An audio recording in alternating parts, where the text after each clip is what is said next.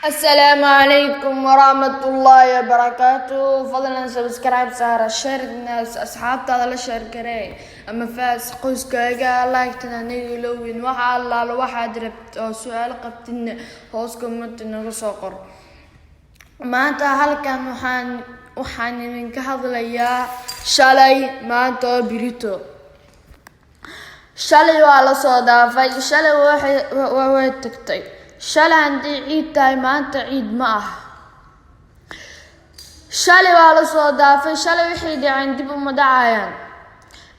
Ka faa'iideyso maanta sabirto u raaxaysatid.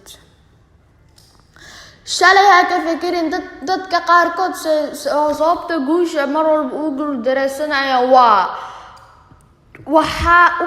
waxa waaye waxay ka fikirayaan shalay aan ku guuldareystay maanta maxaan ka fala. Waxay isleeyihiin shalay handaa ku guuldareystay, handaa shalay qof hebel caayay, haddii lagu qayliyay maanta ma samayn karo. guusha dhabta waa markii aad adigu ka fikirin shalay oo dhahdid way dhaceen ilaahay baa ii qoray maantana wixii ilaahay ii qoray baa igu dhacaya aad adiguna dadaashid.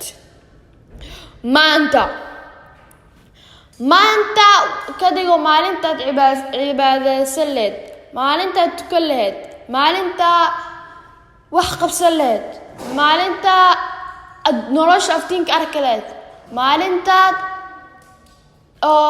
wax aad rabtay samayn leed, maalinta waqtiga ka faa'iideysan leed, maalinta oo adigu wax aad rabtay wax allaale wixii ama culays ama fudud aad noqdaan aad samaysta.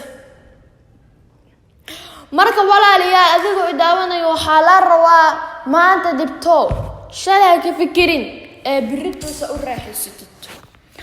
nolosha dhabta waa markii aad ka fikirin shalay